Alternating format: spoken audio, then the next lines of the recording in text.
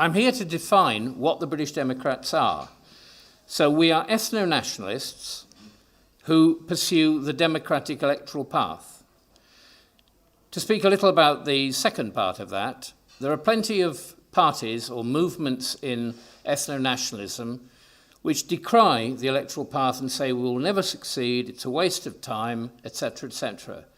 We believe that there is everything to be gained by going out and campaigning, even if we're up against something as massive as reform, that our approach using the ladder strategy of trying to get parish councillors in the first instance elected, then district councillors, leaving perhaps standing for MP until we are stronger, because there's no point in getting a bad result at MP level rather than a good result at district council level, because that is manageable.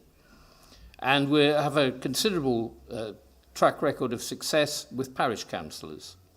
But it's a starting point. We have to work our way up as we grow in numbers.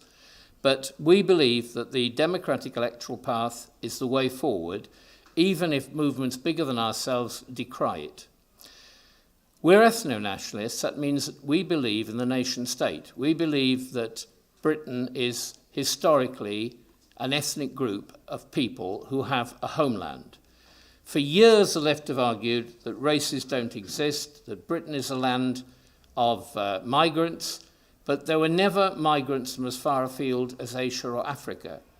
I once asked a fellow archaeologist, can you distinguish Danes from Anglo-Saxons? No, they're too close. The DNA is hardly distinguishable. On the other hand, a Spanish archaeologist, I remember, wrote an article in the Times many years ago. I have dug up skeletons in the north of Spain during the last ice age, during the Paleolithic, which were indisputably English. What he meant was they were the people who'd retreated before the glaciers down into northern Spain and later remigrated back into Britain after the ice age to become the historic British. That is why a man in Cheddar some years ago was identified as having the same DNA as an Upper Paleolithic skeleton from 15,000 years before. There is such a thing as a British ethnic group. The left have always argued that races don't exist, that they're social constructs, if you like, fictions. This is disproved. If you read, Matt has talked a lot about Ed Dutton. Another who sheds light on this is Arthur Kemp, again, in The War on Whites and on his other books. Races can be identified by their characteristic DNA. The different genetic types cluster into about 7 different groups, which have spaces between them. They are quite distinct. The British haplogroup is quite distinct within the white race, but these things do exist on a scientific basis. The left has for years tried to insist that races don't exist, yet at the same time, curiously, there exists that people can be the victims of racial discrimination and that whites have white privilege. Well, one can be true or the other can be true, but they can't both be true simultaneously. Races appear to exist only when it suits the grievance industry to focus in on them and allege that we are somehow oppressing people. So, as I say, if you look at the works of Ed Dutton, which I highly recommend, they're not particularly expensive, and he writes a book a year, so there's plenty to get, or Arthur Kemp, The War on the Whites, you can find out that there is such a thing as an English ethnic, as a British ethnic group, and that it is distinct from other ethnic groups. We believe that people function best in a community of genetically related people. And there is actually a biological law. I think it's Hamilton's law, following the English biologist William Hamilton. It is a law in nature that people or animals do more for genetically related kin than they do for unrelated kin. It is a feature of nature. We're not making it up. It's not a social construct. Baboons, chimpanzees, elephants, hyenas, whatever, all behave in the same way. They respond more with altruism to their kin than they do to their non-kin. Which brings us on to Kevin MacDonald's classic work. Psychic traits are inherited. When liberals insist that if immigrants come into this country, they will gradually adapt, they will integrate, they will assimilate, they can't. Their biology is different from ours. It's not just that sub-Saharan Africans, for instance, have a lower IQ. It's only about 70% of that of Europeans or Northeast Asians. And before people allege, well, that's due to cultural differences, they can't sit the IQ test because the questions are sort of biased towards whiteness, it's confirmed by independent scientific tests on things like electrical transmission speed. Intelligence is in many cases simply the speed with which the synapses relate, how the information is transmitted between neurons. So a test of electrical response to a stimulus is, if you like, an equivalent of an IQ test, but it is not filtered through anything resembling culture. And this confirms the differences in IQ between different ethnic groups. Cliff LeMay here and I both are interested in the question of whether human beings evolved in Africa and spread outwards. Recent evidence suggests very strongly that proper human beings, Homo sapiens, developed not in Africa, but along the northern fringe of Africa, where human beings experienced massive climatic problems. They had to adapt, and they adapted through intelligence. If you were living in Africa, the environment wasn't changing very much during the ice ages. You had no reason to evolve a superior brain. If you were along the ice margins, if you like, all the way from Europe to China, you did. So it is no surprise that people evolved different biologies. But Kevin MacDonald, in his classic work, Individualism and the Western Liberal Tradition, points out that these are buried inside us, in our genes, that we have, for instance, a generalized system of reciprocity, of altruism towards others, because our hunter-fisher-gatherer ancestors back in the late Ice Age and the early Holocene adapted through cooperation and sharing, but only between closely related kin. Kevin MacDonald goes on to point out the vulnerability of Western societies based on individualism and reciprocity, on the expectation that if I do you a favour, you will respond with a counter-favour. The vulnerability of such societies to people with very different biological psyches inherited from generation to generation, in particular people coming from collectivist cultures in the East, who arrive with a completely different model of psychic behaviour, which is that they look after the tribe before anything else. They respond negatively to any other ethnic group, which they regard as hostile or people to be exploited. So he actually explicitly pointed out that a country like Sweden, which is the absolute extreme of Western individualism and liberalism, is fatally prone to expecting more of immigrants than immigrants will give back to Sweden, and points to the crime rate up there, that particularly things like, for instance, 90% of sex assaults in Denmark are committed by immigrants. And similar figures can be obtained right across Northern Europe, because the Northern Europeans are adapted to other Northern Europeans. They're not adapted to people with a completely different inherited psyche. And because it's biological in basis, it cannot be affected by assimilation or integration. It is not a cultural, superficial phenomenon. It's deeply rooted in people's DNA. So it won't just go away. Now, talking about us British, we have been under attack for decades for colonialism, slavery, and there is now a demand for reparations. I strongly recommend you read the two books by Nigel Biggar, the Emeritus Regius Professor of Moral Theology at Oxford. Not a raving right-winger, as people would like to insinuate.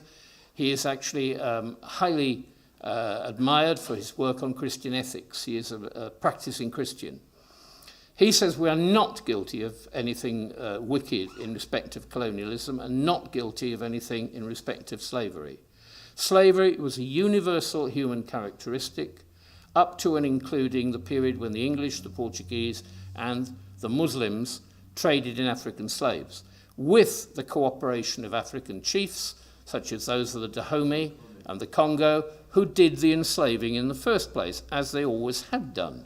They were trading slaves to the Romans, They carried on trading slaves to Islam long after we passed laws against slavery.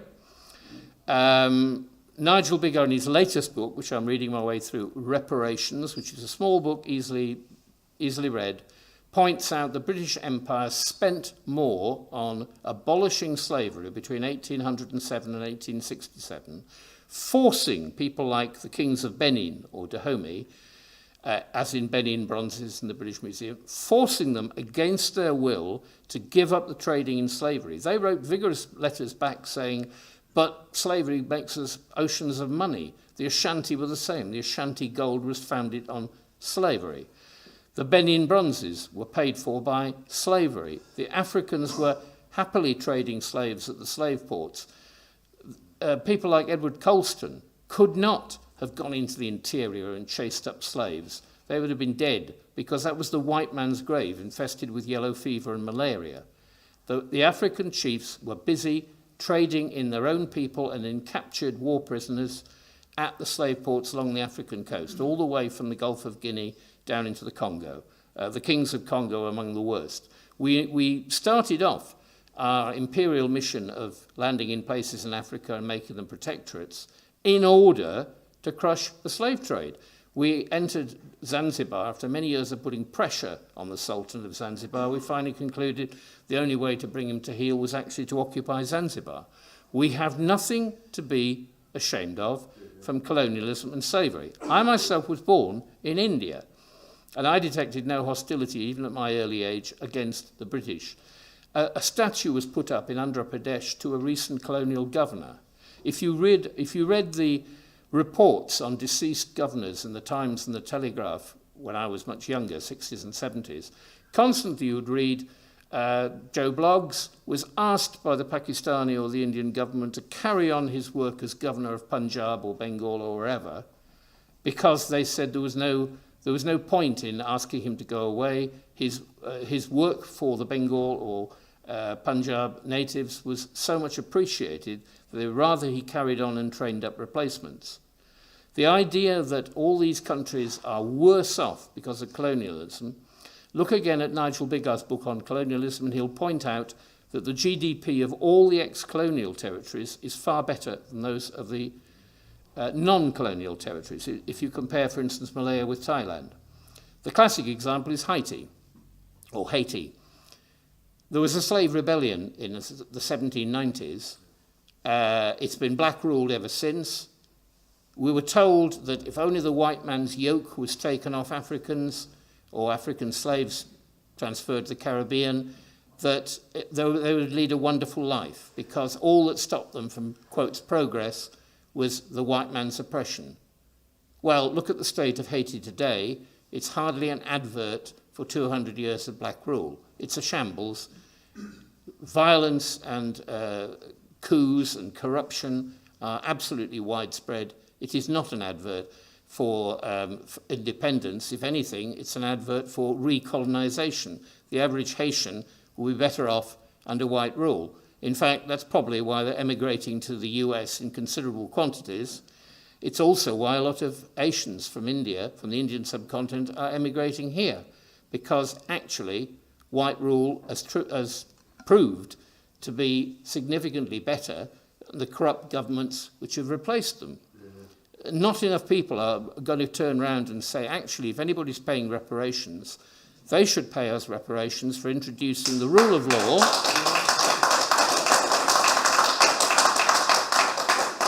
and some sense that rulers should show some sort of honesty. We should actually go on the counter-offensive and say we are sick and tired of being labelled as monsters. On the whole, we did more good than harm, which is a lot more than you can say for most of the empires in history. And we were the first country to abolish slavery on moral grounds. We were the first culture ever to say enslaving other people is wrong, trading in slaves is wrong, using slave labour is wrong.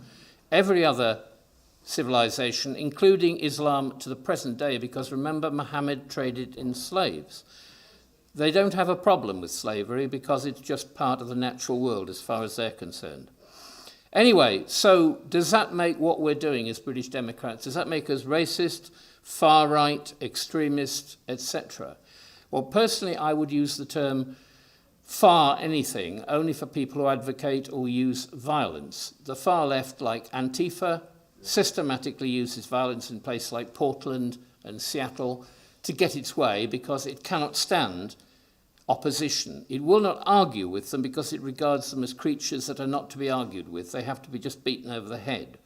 If you read, again, Jim Goad's classic work, The New Church Ladies, it's all about what the left got up to in Portland and Seattle, and they are violent to the core. They see no reason to debate because they're right and everybody else is wrong. Does that make us racist? Well, I'm quite happy to accept that label on a denotational basis in the sense of the Académie Française, which says a racist is somebody who believes that a state should consist of one ethnic group. Well, we believe in that because people behave better in an environment where they are related to the other citizens than in a state which is made up of different ethnic groups. Look at the fate of the Austro-Hungarian Empire or the Russian Empire in the First World War. It fell apart because there was no cohesion, and there never will be cohesion in an artificial entity constructed out of different ethnic groups pretending to assimilate. Again, we have scientific evidence for this. The lifelong liberal Robert Palmer investigated multi-ethnic communities in America in his classic book, Bowling Alone. What he found is that in a multi-ethnic community, people retreat into their ethnic shells. They look after their immediate neighbours of a similar ethnic group. They do not think of the wider picture because the wider picture is other people. In a place, the highest ratings for safe societies is places like Bismarck, North Dakota. Year after year after year, Bismarck and North Dakota in general outpace any other state in the US. Not surprising because they're all North European migrants. They are Germans and Scandinavians. They are not other ethnic groups like Latinos or blacks in any great quantity. The worst performing state, unsurprisingly, is Nevada, because it's just a mishmash ruled by basically mafia gangsters in Las Vegas. It is no surprise that there is this great stretch in things like social services between an ethnically homogenous North European state like North Dakota, surrounded by others high-performing states like Montana and Wyoming and South Dakota, and quite different from the multi-ethnic areas in the Southwest and the South. So are we far right? Well, if you go back to what right-wing means, it means the establishment. It means what the French would call le pouvoir. Well, we're the exact antithesis of that. We're not even right-wing in that sense, because the right-wing is the establishment, and the establishment now is lefty liberal. The establishment, if you're right-wing, then you support the establishment, the status quo. The people that have power retain it, and the people that oppose them are therefore the left. So actually, theoretically, we're a form of left. Keith Sharp and I were debating what we are. We're not extremists, we're radicals. We want radical change, even if it's just change back to what we always were and always wanted to stay being, i.e. a British ethnic group living in its own homeland and practicing its own democracy without being lectured to by international bodies.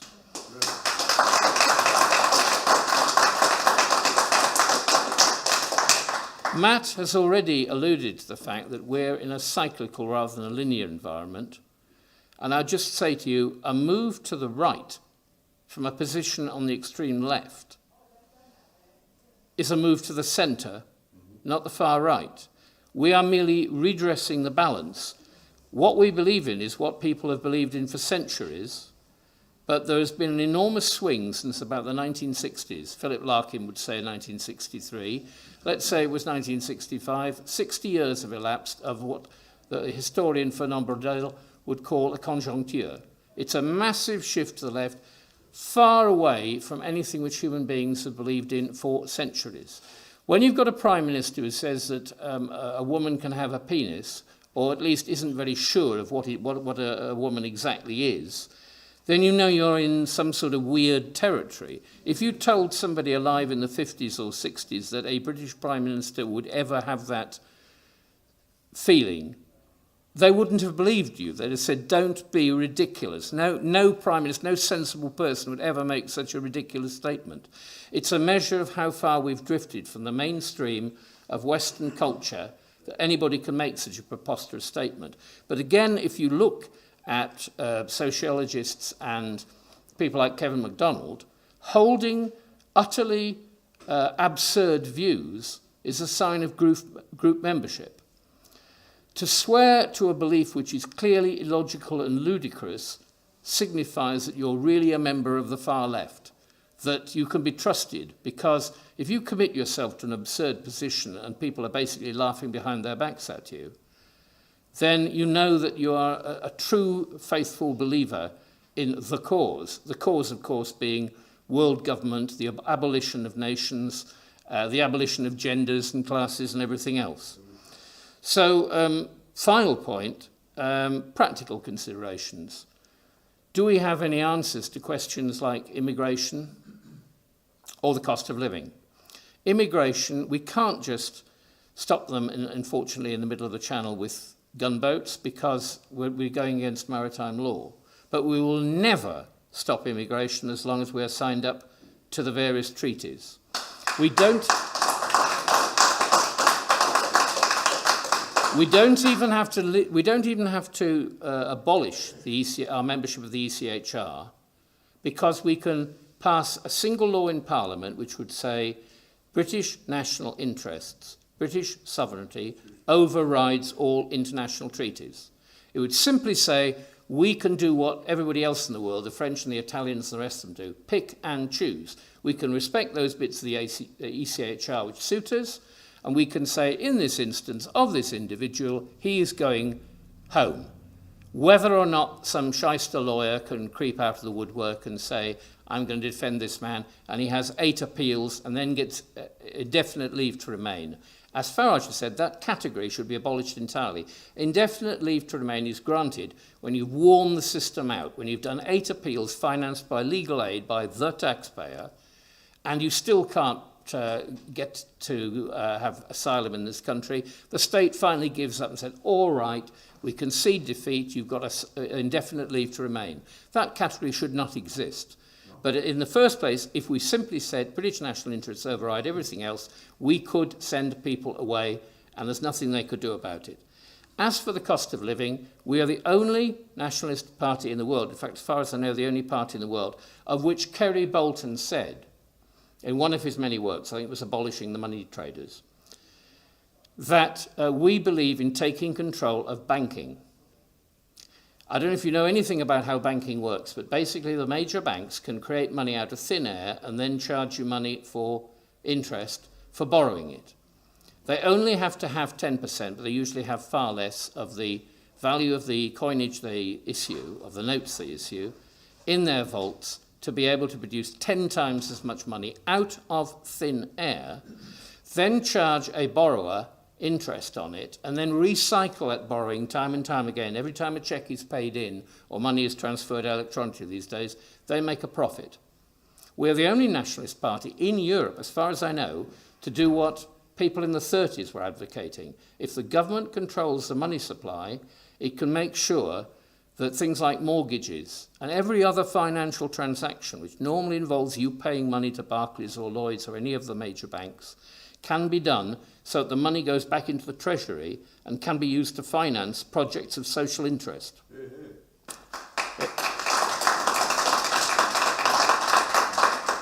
In effect, we would not seize the commanding heights of the economy and tell businessmen how to run their businesses. Remember, not a single member of the Labour cabinet has ever run a business. They don't know anything about private business.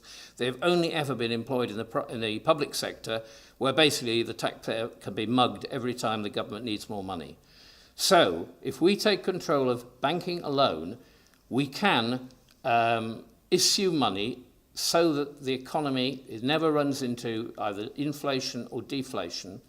We can make sure that people that need money can get it without having to subsidise shareholders, because the money would go back into the Treasury and can be reissued in terms of things like adult social care and so on, which swallow enormous quantities of money.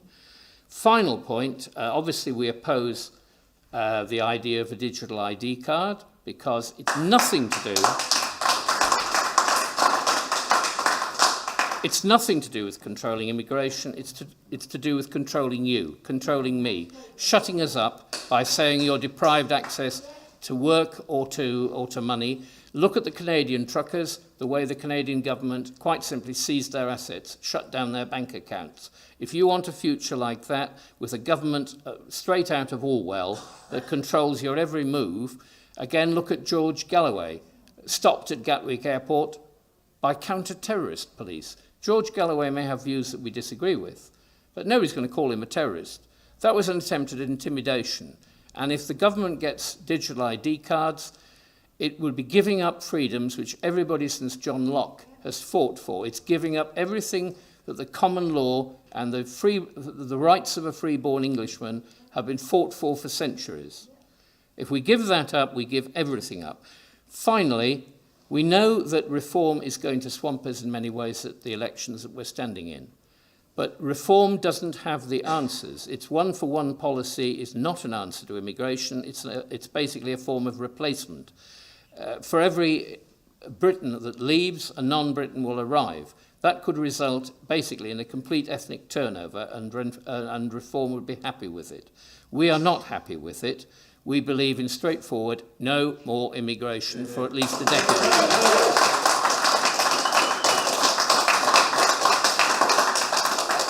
I don't want to outstay my welcome, but what we have to believe in is that reform is a necessary evil to crush the duopoly of Labour and Tory, which has misguided this country, misgoverned this country for decades. That's why we're in the situation we're in. Reform has to succeed, but it will then fail because it hasn't got the answers to the questions. Farage is not what he seems to be. He is basically a man who is happy to stand on the touchline and shout, "Where's your glasses, ref?" But he wouldn't want to be the ref himself. He's not a man who's going to sit behind a desk in 10 Downing Street and administer the affairs of this country, the nuts and bolts, the daily, the l'histoire événementielle. He's going to shout from the touchline and then get himself a nice cushy job in the City or in the House of Lords. He is not the man to actually carry out the actions that are necessary. So we have to let reform succeed. And then when it begins to fall apart, and it will fall apart because, again, Farage cannot tolerate any other view than his own. When he's got 400 MPs, if he can't control 5, well, he's not going to control 400. There will be splits and fissures. There will be left and right. There will be centralists and devolvers, etc., etc. That is our moment when we can say, we are consistent. We've always believed in the same things, whether it's popular or not popular, because we don't look at the polls and say, how well are we doing? We better say something different today. We believe in the same things we always have believed in, what our forefathers believed in, what Matt said. We have a contract with the past as well as a contract with the future.